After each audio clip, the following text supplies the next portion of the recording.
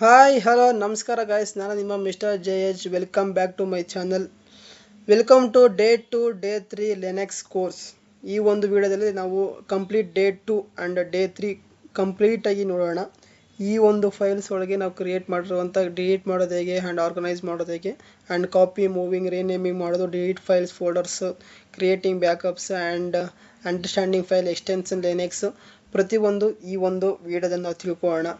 So ಈ ಒಂದು ಫೈಲ್ಸ್ನ extension R ಫೈಲ್ಸ್ಗಳಾಗಿರ್ಬೋದು, ಅದರಲ್ಲಿರೋ ಕಮೆಂಟ್ಸ್ಗಳನ್ನ ಇಲ್ಲಿ ನಾನು ಫೈಲ್ಸ್ ಆ್ಯಡ್ ಆನ್ ಮಾಡಿದ್ದೀನಿ. So you can see that one day 1 ಆಗಿರ್ಬೋದು, ಡೇ 2 ಆಗಿರ್ಬೋದು, ಡೇ 3 ಆಗಿರ್ಬೋದು, ಇಲ್ಲಿ ಆ್ಯಡ್ ಆನ್ ಮಾಡಿದ್ದೀನಿ. ನಾವು ಡೇ 3ನೇ ಕಂಪ್ಲೀಟಾಗಿ ನಾವು ಕಮೆಂಟ್ಸ್ನ ತಿಳ್ಕೊಳ್ಳೋಣ. ಡೇ 2 ಅಲ್ಲಿ ಒಂದೇ ಒಂದಿದೆ ಥಿಯರಿ ಪಾರ್ಟು. ಸೊ ದಟ್ ಇಲ್ಲಿ ನೀವು ನೋಡ್ತೀರಾ, ಈ ಒಂದು ಡೇ 2 ಅಲ್ಲಿ understanding file extension with Linux ಅಂತಿದೆ. ಫೈಲ್ ಎಕ್ಸ್ಟೆನ್ಷನ್ಸ್ ಯಾವ್ಯಾವ ಬರುತ್ತೆ ಅನ್ನೋದನ್ನು ನಾನು ಇಲ್ಲಿ ಲಿಸ್ಟ್ ಮಾಡಿದ್ದೀನಿ.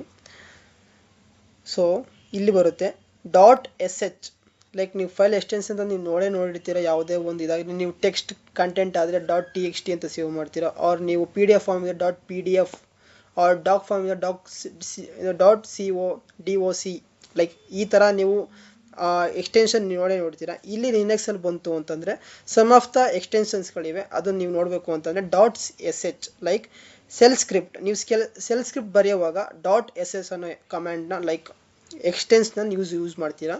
ಆ್ಯಂಡ್ ಟೆಕ್ಸ್ಟ್ ಫೈಲ್ನ ಆ್ಯಡ್ ಮಾಡಬೇಕು, ಟೆಕ್ಸ್ಟ್ ಫೈಲ್ನ ಕ್ರಿಯೇಟ್ ಮಾಡಬೇಕು ಅಂದರೆ .txt ಅನ್ನೋ ಎಕ್ಸ್ಟೆನ್ಷನ್ ಯೂಸ್ ಮಾಡ್ತೀರಾ.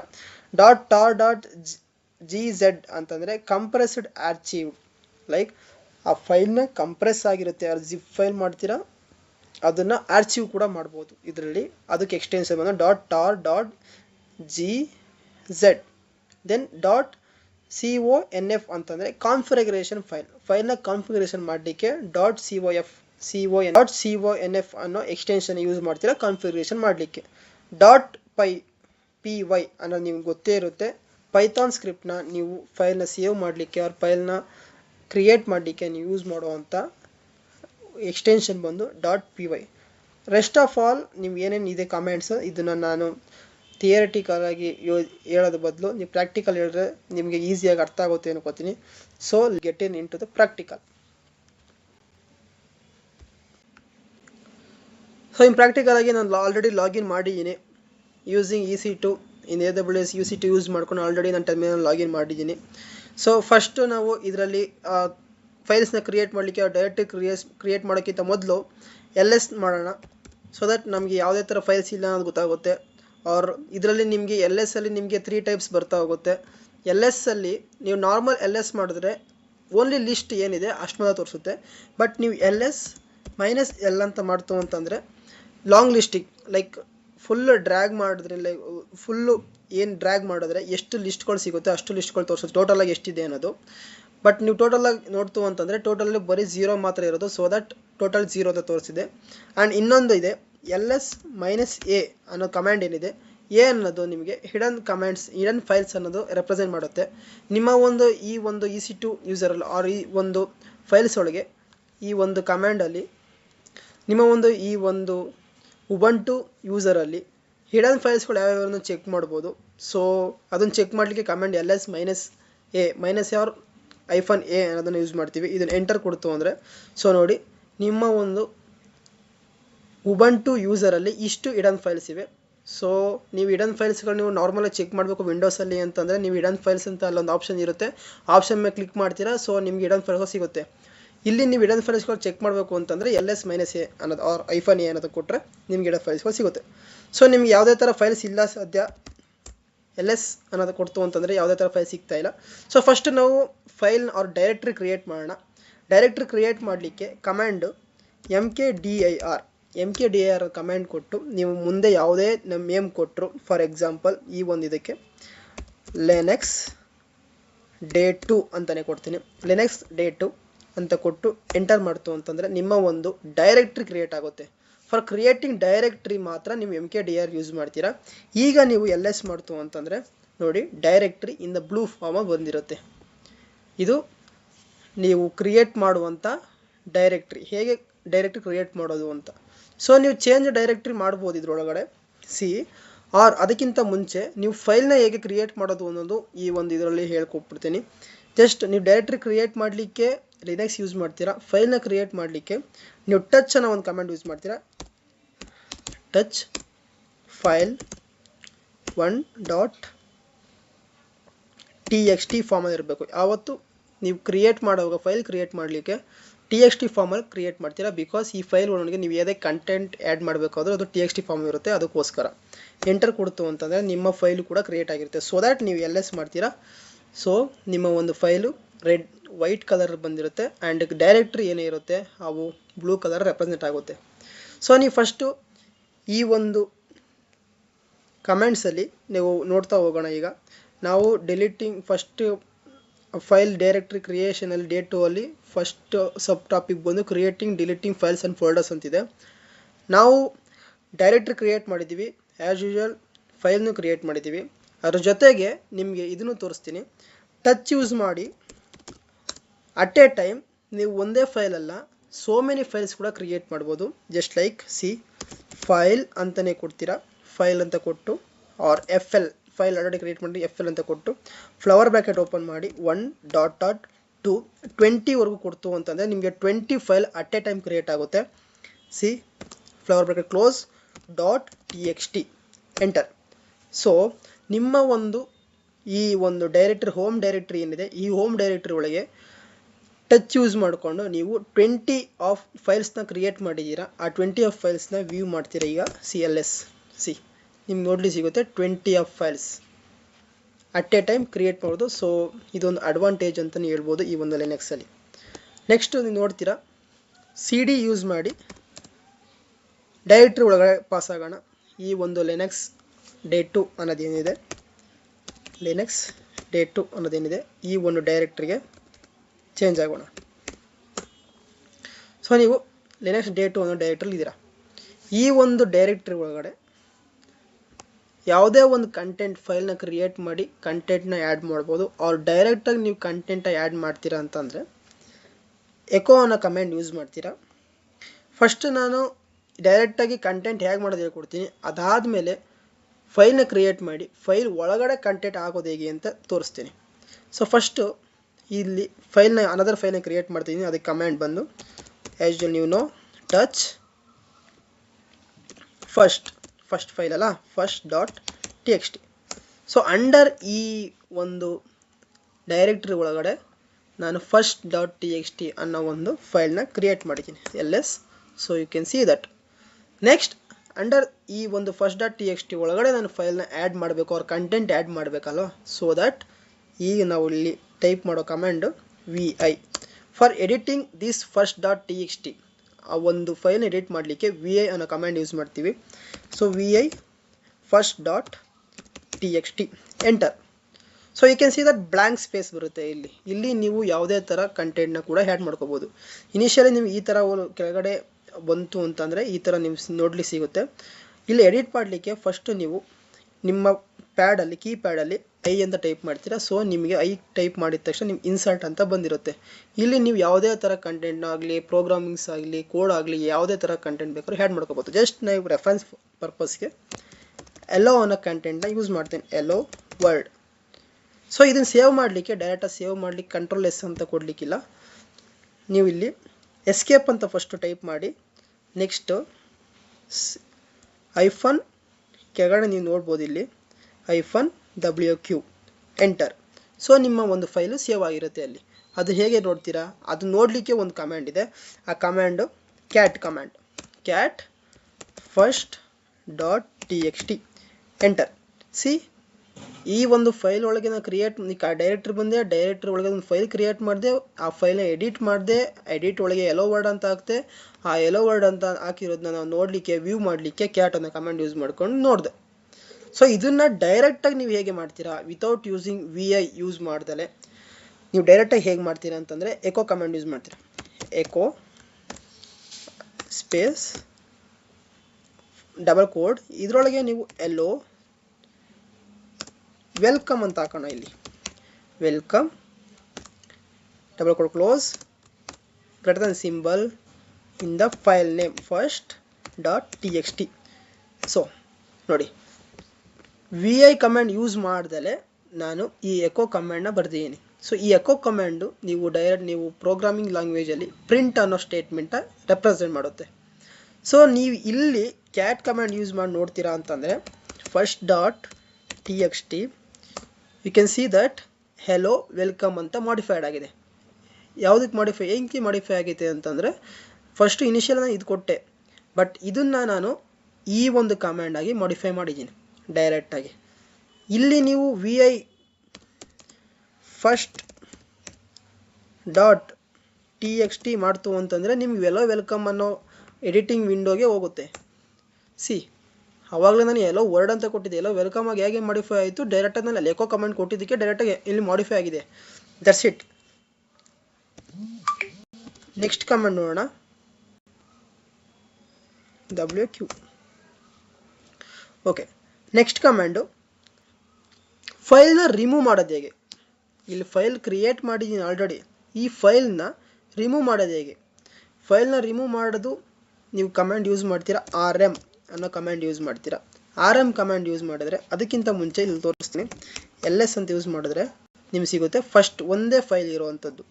ಸಿ ಈಗ RM ಮಾಡ್ತೀನಿ. RM full form means remove first dot TXT enter.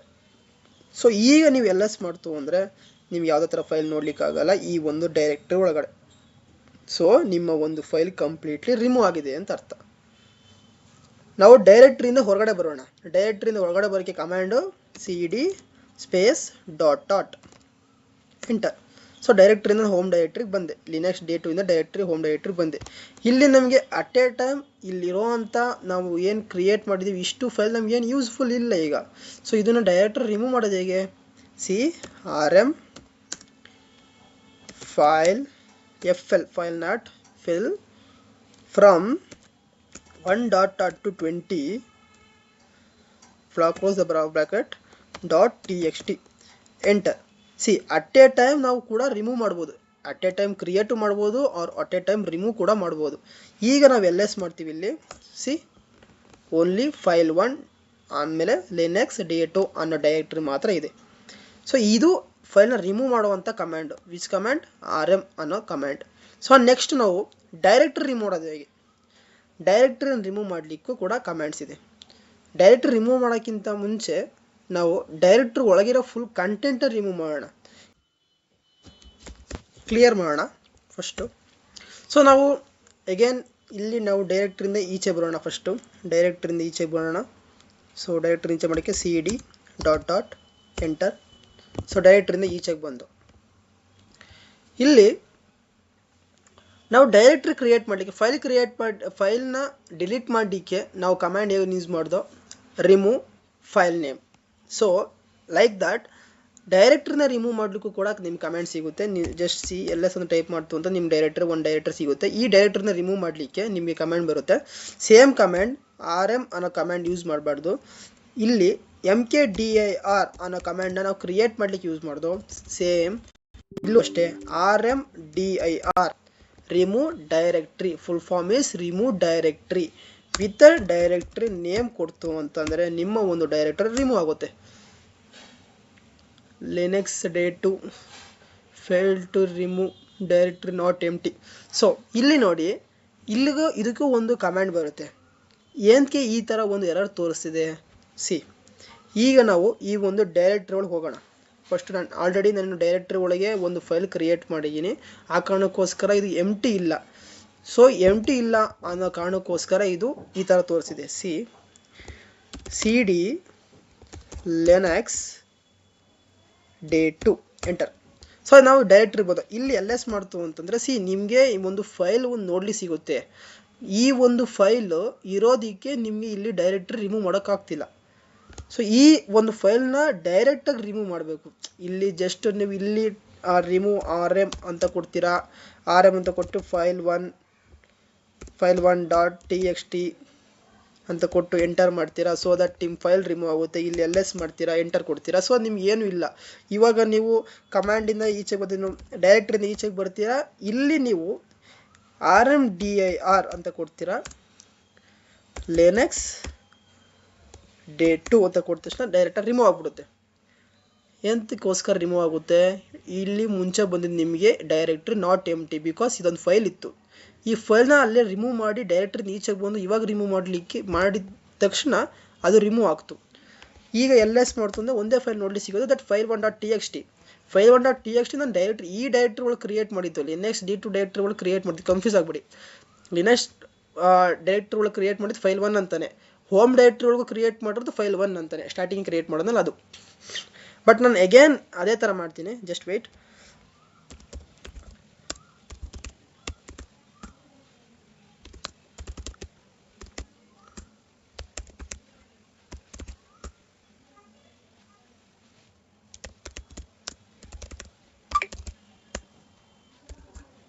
Okay, ನಿಮ್ಮ ಒಂದು ಡೈರೆಕ್ಟ್ರಿ ಕ್ರಿಯೇಟ್ ಮಾಡಿದೆ, ಡೈರೆಕ್ಟ್ರಿ ಒಳಗಡೆ ಒಂದು ಫೈಲ್ ಕ್ರಿಯೇಟ್ ಮಾಡಿದ್ದೀನಿ. ಈಗ ಕಮಾಂಡ್ ಡೈರೆಕ್ಟ್ರಿಯಿಂದ ಈಚೆ ಬರ್ತೀನಿ. ಈಚೆ ಬಂದು ಈಗ ನಾನು ಆ ಒಂದು ಸೇಮ್ ಕಮ್ಯಾಂಡ್ನ rmdir ಅನ್ನೋ ಕಮ್ಯಾಂಡ್ನ ಯೂಸ್ ಮಾಡಿ ಲಿನಕ್ಸ್ day2 ಅನ್ನೋದೇನಿದೆ ಅದನ್ನು ರಿಮೂವ್ ಮಾಡೋಕ್ಕೆ ಹೋದರೆ ರಿಮೂವ್ ಆಗೋದಿಲ್ಲ, ಬಿಕಾಸ್ ಆ ಒಂದು ಡೈರೆಕ್ಟ್ರಿ ಒಳಗೆ ನನ್ನ ಕಂಟೆಂಟನ್ನು first.content ಅನ್ನೋ ಏನು ಫೈಲ್ ಇದೆ ಆ ಫೈಲ್ ಇದೆ. ಇದನ್ನು ಅದು ಒಳಗಡೆ ಅದನ್ನು ಡಿಲೀಟ್ ಮಾಡಿದ್ರೆ ಡೈರೆಕ್ಟರಿ ಡಿಲೀಟ್ ಮಾಡಲಿಕ್ಕೂ ಕೂಡ ಒಂದು ಕಮ್ಯಾಂಡ್ ಇದೆ. ಆ ಕಮ್ಯಾಂಡ್ ಏನು ಅಂತಂದರೆ rm-r linux day2 ಅಂತ ಕೊಟ್ಟಿದ ತಕ್ಷಣ ನಿಮಗೆ ಕಂಪ್ಲೀಟ್ ಈ ಲಿನಕ್ಸ್ ಒಳಗಿರುವಂಥ ಕಂಟೆಂಟ್ ಪೂರ ಡಿಲೀಟ್ ಆಗುತ್ತೆ. ವಿತ್ ಫೈಲ್ first.txt ಅಂತ ಏನು ಕೊಟ್ಟೆ ಅದು ಕೂಡ ಡಿಲೀಟ್ ಆಗುತ್ತೆ ನೋಡಿ. ಸೊ ದಾಟ್ ನಿಮ್ಮ ಒಂದು ಡೈರೆಕ್ಟ್ರಿ ಡೈರೆಕ್ಟಾಗಿ first.txt ಅನ್ನೋ ಕಮ್ಯಾಂಡ್ನ ಡಿಲೀಟ್ ಮಾಡ್ದಲೆ ಒಳಗಡೆ ಹೋಗಿ ಡಿಲೀಟ್ ಮಾಡ್ದಲೆ ನಿಮಗೆ ಡೈರೆಕ್ಟರ್ ಡಿಲೀಟ್ ಆಗಿದೆ. ಸೊ ಇಲ್ಲಿ LS ಮಾಡ್ತು ಅಂತ ನಿಮಗೆ ಬರೋದು file1.txt ಒಂದೇ. So this the command for deleting content, whole content in that directory ಒಳಗಿರುವಂಥ ಹೋಲ್ ಕಂಟೆಂಟ್ನ ಡೈರೆಕ್ಟರ್ ರಿಮೂವ್ ಮಾಡಬೇಕು ಅಂತಂದರೆ rm-r ಅನ್ನೋ ಕಮ್ಯಾಂಡ್ನ ನಾವು ಯೂಸ್ ಮಾಡ್ತೀವಿ. Next content is organising data with directories. ಇಲ್ಲಿ ನಾವು mkdir ಯೂಸ್ ಮಾಡ್ಕೊಂಡು ಬರೀ ಒಂದೇ ಡೈರೆಕ್ಟ್ರಿ ಕ್ರಿಯೇಟ್ ಮಾಡ್ತಿದ್ದೆವು. ಬಟ್ ಡೈರೆಕ್ಟ್ರಿ ಒಳಗಡೆ ಫೈಲ್ ಕ್ರಿಯೇಟ್ ಆಗಬೇಕು, ಆ ಫೈಲ್ ಒಳಗಡೆ ಮತ್ತೊಂದು ಕಂಟೆಂಟ್ ಕ್ರಿಯೇಟ್ ಆಗಬೇಕು ಅಂತಂದರೆ ನಾವು ಡೈರೆಕ್ಟಾಗಿ ಕೂಡ ಕ್ರಿಯೇಟ್ ಮಾಡ್ಬೋದು. ಇದು ಹೇಗೆ ಅಂತಂದರೆ mkdir -p ನಿಮಗೆ ಡೈರೆಕ್ಟ್ರಿ ಯಾವ್ದು ಕ್ರಿಯೇಟ್ ಆಗಬೇಕು, ಲಿನಕ್ಸ್ ಅಂತ ಕ್ರಿಯೇಟ್ ಮಾಡ್ತೀನಿ, ಆರ್ ಫಸ್ಟ್ ಡೆವಾಪ್ಸ್ ಅಂತ ಕ್ರಿಯೇಟ್ ಮಾಡ್ತೀನಿ. ಡೆವಾಪ್ಸ್ ಅಂಡರ್ ಡೆವಾಪ್ಸ್ ಡೈರೆಕ್ಟ್ರಿ ನಮಗೆ ಲಿನಕ್ಸ್ ಅನ್ನೋ ಫೈಲ್ ಕ್ರಿಯೇಟ್ ಆಗಬೇಕು. ಲಿನಕ್ಸ್ ಅನ್ನೋ ಡೈರೆಕ್ಟ್ರಿ ಕ್ರಿಯೇಟ್ ಆಗುತ್ತೆ. mkdir ಅನ್ನೋದು ಡೈರೆಕ್ಟ್ರಿ ಒಳಗಡೆ ಡೈರೆಕ್ಟ್ರಿ ಮತ್ತೆ ಡೈರೆಕ್ಟ್ರಿ ಕ್ರಿಯೇಟ್ ಆಗಬೇಕು ಅಂತಂದರೆ ನಿಮ್ಗೆ ಈ ಥರ ಕ್ರಿಯೇಟ್ ಮಾಡ್ಬೋದು. ಸಿ mkdir -p devops ಅನ್ನೋ ಒಂದು ಡೈರೆಕ್ಟ್ರಿ ಒಳಗಡೆ ಮತ್ತೊಂದು ಲಿನಕ್ಸ್ ಡೈರೆಕ್ಟ್ರಿ ಕ್ರಿಯೇಟ್ ಆಗಬೇಕು. ಆ ಲಿನಕ್ಸ್ ಡೈರೆಕ್ಟ್ರಿ ಒಳಗಡೆ ನಮಗೆ day1 ಅನ್ನೋ ಡೈರೆಕ್ಟ್ರಿ ಕ್ರಿಯೇಟ್ ಆಗಬೇಕು. ಎಂಟರ್ ಕೊಡ್ತು ಅಂತಂದರೆ ನಿಮಗೆ ನೋಡ್ಲಿಕ್ಕೆ ಸಿಗುತ್ತೆ. LS ಮಾಡಿದ್ರೆ ಒಂದು ಡೈರೆಕ್ಟ್ರಿ ಮಾತ್ರ ಕ್ರಿಯೇಟ್ ಆಗಿದೆ. ಈ ಒಂದು ಡೈರೆಕ್ಟ್ರಿ ಒಳಗಡೆ ಹೋಗ್ತೀರಾ ಹೇಗೆ, cd devops ಎಂಟರ್. ಸೊ ಈ ಒಂದು ಡೈರೆಕ್ಟ್ರಿ ಒಳಗೆ LS ಮಾಡ್ತೀರಾ, ಒಂದು ಸಿಗುತ್ತೆ ಡೈರೆಕ್ಟ್ರಿ. ಲಿನಕ್ಸ್ ಅನ್ನೋ ಡೈರೆಕ್ಟ್ರಿ ಕ್ರಿಯೇಟ್ ಮಾಡ್ತೀರಾ ರಿಕರ್ಸಿವ್ ಆಗಿ, ನಿಮಗೆ ನೆಸ್ಟೆಡ್ ಆಗಿ ಹೋಗುತ್ತೆ. ಇದು ನೆಸ್ಟೆಡ್ ಮೀನ್ಸ್ ನಿಮ್ಗೆ ಗೊತ್ತಿರುತ್ತೆ, ಒಂದು ಲೂಪ್ ಒಳಗೆ ಮತ್ತೊಂದು ಲೂಪ್ ಅನ್ನೋ ಥರ. ಸೊ ಇಲ್ಲಿ ನೀವು LS ಮಾಡ್ತೀರಾ.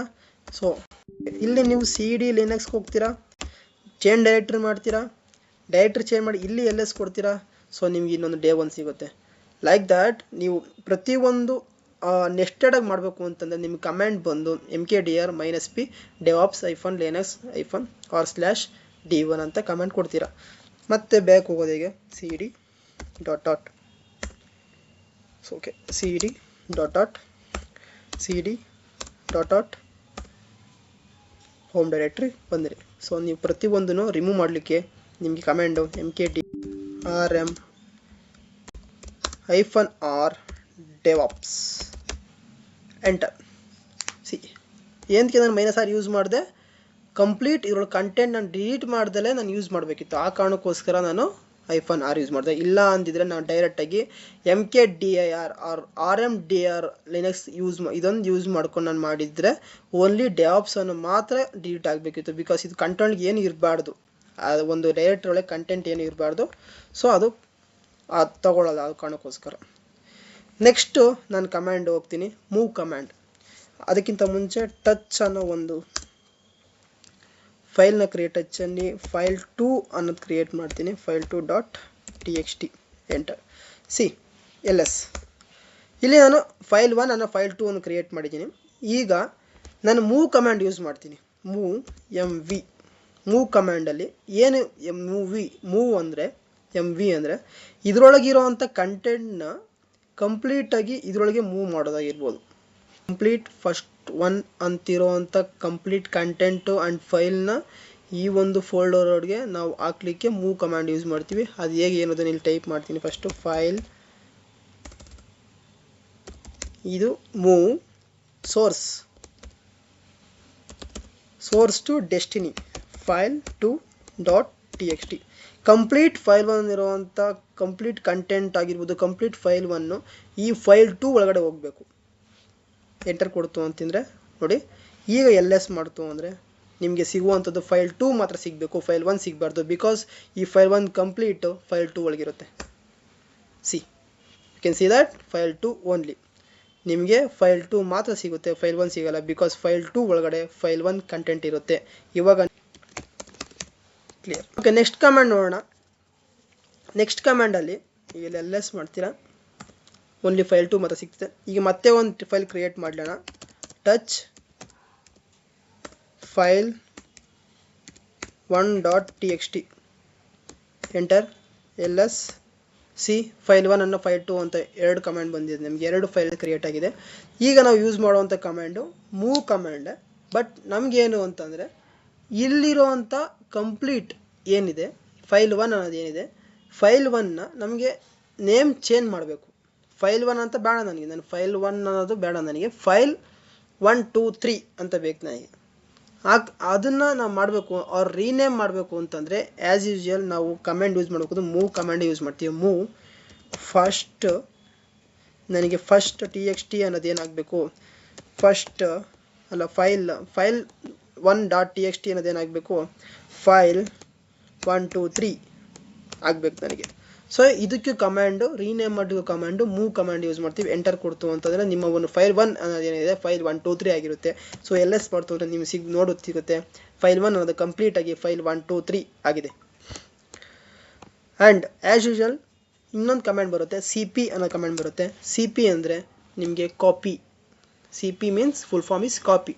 ಕಂಪ್ಲೀಟ್ 1 2 3 ಫೈಲ್ 1 2 3.txt ಅನ್ನೋದು ಕಮಾಂಡು ಕಂಪ್ಲೀಟ್ ಫೈಲ್ 2.txtಗೆ ಕಾಪಿ ಆಗಬೇಕು ಅಂತಂದರೆ ನೀವು CP ಕಮಾಂಡ್ ಯೂಸ್ ಮಾಡ್ತೀರಾ. ಅದಕ್ಕಿಂತ ಮುಂಚೆ ನಾನು ಫೈಲ್ 2ಗೆ ಫೈಲ್ 1 2 3ಗೆ ನಾನೊಂದು ಕಂಟೆಂಟ್ ಆ್ಯಡ್ ಮಾಡ್ತೀನಿ. ಡೈರೆಕ್ಟಾಗಿ ಎಕೋ ಹೆಲೋ ಫೈಲ್ 2 ಅಂತ ಕಂಟೆಂಟ್ ಆ್ಯಡ್ ಮಾಡಿ ಫೈಲ್ 1 2 3ಗೆ ಆ್ಯಡ್ ಮಾಡ್ತಾಯಿದ್ದೀನಿ. So enter. ನಿಮ್ಗೆ ಇಲ್ಲಿ ನೋಡಲಿ ಸಿಗುತ್ತೆ ಕ್ಯಾಟ್ ಫೈಲ್ 1 2 3.txt ಎಂಟರ್. ನಾನು ಫೈಲ್ 1 2 3 ಡಾಟನ್ನು ಟೆಕ್ಸ್ಟ್ ಆ್ಯಡ್ ಮಾಡಿದ್ದೀನಿ. ಬಟ್ ನೀವು ಕ್ಯಾಟ್ ಫೈಲ್ 2.txt ನೀವು ನೋಡ್ತಿರೋ ಅಂತಂದರೆ ನಿಮ್ಗೆ ಯಾವುದೇ ಥರ ಕಂಟೆಂಟ್ ಸಿಗೋದಿಲ್ಲ. ಬಿಕಾಸ್ ಈ ಒಂದು ಕ್ಯಾಟ್ ಫೈಲ್ ಒಳಗೆ ಈ ಒಂದು ಫೈಲ್ ಒಳಗೆ ನಿಮ್ಗೆ ಯಾವುದೇ ಥರ ಕಂಟೆಂಟ್ ಆಗಿಲ್ಲ. ಈಗ ನಾವು ಕಾಪಿ ಮಾಡೋಣ ಫೈಲ್ 1 2 3 ಇಂದ ಫೈಲ್ 2ಗೆ. Copy file 1 2 3.txt space file 2.txt enter.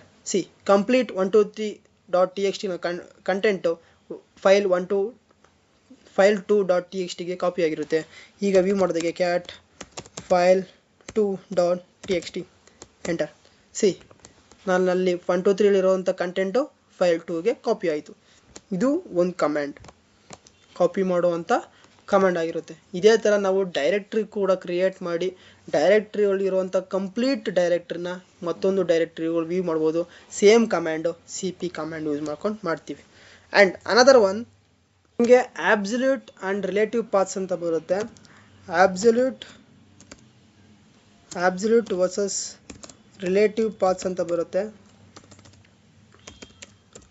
Absolute relative ಪಾತ್ಸ್ಗೆ difference ಏನು ಅಂತಂದರೆ, ಆಬ್ಸಲ್ಯೂಟ್ ಪಾತಲ್ಲಿ ನೀವು ನಾರ್ಮಲಾಗಿ ಇದರಲ್ಲಿ ಒಂದು ಡೈರೆಕ್ಟ್ರಿ ಕ್ರಿಯೇಟ್ ಮಾಡಿರ್ತೀರ, ಡೈರೆಕ್ಟ್ರಿ ಒಳಗಡೆ ಒಂದು ಫೈಲ್ ಕ್ರಿಯೇಟ್ ಮಾಡಿರ್ತೀರ, ಆ ಫೈಲ್ ಒಳಗೆ ಮತ್ತೊಂದು ಫೈಲ್ ಕ್ರಿಯೇಟ್ ಮಾಡಿರ್ತೀರ ಅಂತಂದರೆ ಈ ಫೈಲ್ನ ಆಕ್ಸೆಸ್ ಮಾಡಲಿಕ್ಕೆ, ಈ ಫೈಲ್ ಒಂದು ಆಕ್ಸೆಸ್ ಮಾಡಲಿಕ್ಕೆ ನೀವು ಈ ಡೈರೆಕ್ಟ್ರಿ ಚೇಂಜ್ ಮಾಡಬೇಕು, ಈ ಡೈರೆಕ್ಟ್ರಿನ ಮತ್ತೆ ಒಂದು ಡೈರೆಕ್ಟ್ರಿ ಚೇಂಜ್ ಮಾಡಬೇಕು, ಈ ಡೈರೆಕ್ಟ್ರಿ ಒಳಗಿಂದ ಈ ಒಂದು ಫೈಲ್ನ ಆಕ್ಸೆಸ್ ಮಾಡ್ಬೋದು.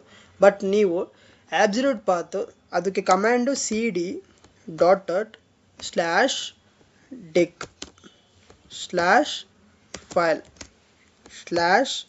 /file1 ಅಂತ ಕೊಡ್ತು ಅಂತಂದರೆ ನೀವು ಇದರಲ್ಲಿರುವಂಥ ಫೈಲ್ನ ಇಲ್ಲಿಗೆ ಹೋಗಿ ಇಲ್ಲೋಗಿ ಇದನ್ನ ಆಕ್ಸೆಸ್ ಮಾಡೋದಕ್ಕಿಂತ ಬದಲು ನೀವು ಡೈರೆಕ್ಟಾಗಿ ಇಲ್ಲಿಂದ ಇಲ್ಲಿಗೆ ಆಕ್ಸೆಸ್ ಮಾಡ್ಬೋದು. This is called absolute path. But ನೀವು ರಿಲೇಟಿವ್ ಪಾತ್ಸಲ್ಲಿ ಏನು ಅಂತಂದರೆ, ಈ ಡೈರೆಕ್ಟ್ರಿ ಒಳಗೆ ಸೆವೆರಲ್ ಡೈರೆಕ್ಟ್ರಿ ಕ್ರಿಯೇಟ್ ಮಾಡಿರ್ತೀರಾ, ಆರ್ ಈ ಫೈಲ್ ಒಳಗಡೆ ಮತ್ತು ಸೆವೆರಲ್ ಫೈಲ್ಗಳು ಕ್ರಿಯೇಟ್ ಮಾಡಿರ್ತೀರಾ. ಆ ಫೈಲ್ ಒಳಗೂ ಎಲ್ಲ ಫೈಲು ನಿಮಗೆ ಸಿಗಬೇಕು. ಲೈಕ್ ನೀವು LS ಮಾಡಿದಾಗ ಲಿಸ್ಟ್ ಆಫ್ ಫೈಲ್ಗಳು ಸಿಗುತ್ತಲ್ಲ, ಆ ಥರ ಫುಲ್ ಎಲ್ಲ ಸಿಗಬೇಕು ಅಂತಂದರೆ cd ... ನಿಮ್ಮ ಒಂದು ಡೈರೆಕ್ಟ್ರಿ ನೇಮ್ ಕೊಡ್ತೀರಾ.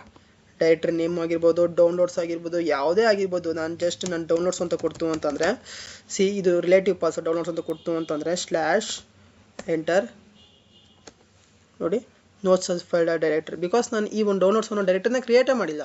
ಬಟ್ ನೀವು ಇಲ್ಲಿ ಡೆಕ್ಕನ್ನು ಡೈರೆಕ್ಟ್ರಿ ಕ್ರಿಯೇಟ್ ಮಾಡಿ ನೀವು ಇಷ್ಟೆಲ್ಲ ಮಾಡ್ತು ಅಂತಂದರೆ ಈ cd ... ಅನ್ನು ಕ್ರಿಯೇಟ್ ಮಾಡಿ ಡೌನ್ಲೋಡ್ಸ್ ಅಂತ ಕೊಡ್ತು, ಅದು ಡೆಕ್ ಅಂತ ಕೊಡ್ತು ಅಂತಂದರೆ ಈ ಡೈರೆಕ್ಟ್ ಒಳಗಿರುವಂಥ ಸಮ್ ಆಫ್ ದ ಏನೇನು ಫೈಲ್ಸ್ ಇವೆ ಎಲ್ಲ ಒಂದು ಫೈಲ್ಸು ಲಿಸ್ಟ್ ಆಗುತ್ತೆ ಇಲ್ಲಿ. ಸೊ ಓಕೆ ಗಾಯ್ಸ್, ಇದಿಷ್ಟಾಗಿತ್ತು ನಮ್ಮ ಡೇ 2 ಹಾಗೂ day 3 complete procedure, complete comments ಆಗಿರ್ಬೋದು, ಕಂಪ್ಲೀಟ್ ಎಕ್ಸ್ಪ್ಲನೇಷನ್ ಆಗಿರ್ಬೋದು. ಕಂಪ್ಲೀಟಾಗಿ ಡೇ 2 ಆ್ಯಂಡ್ ಡೇ 3 ಏನೇನು ಹಾಕಿದ್ದೀನಿ ಅದಷ್ಟು ಇಲ್ಲಿ ತೋರಿಸಿದ್ದೀನಿ ಅಂತ ಅನ್ಕೋತೀನಿ. ಸೊ ವಿಡಿಯೋ ಇಷ್ಟ ಆಗಿರೋ ಲೈಕ್ ಮಾಡಿ, ಕಮೆಂಟ್ ಮಾಡಿ ಅಂತ ಹೇಳ್ತಾ ನೆಕ್ಸ್ಟ್ ವಿಡಿಯೋದಲ್ಲಿ ನಾನು ನಿಮ್ಗೆ ಸಿಗ್ತೀನಿ. Thank you for watching and ಧನ್ಯವಾದಗಳು.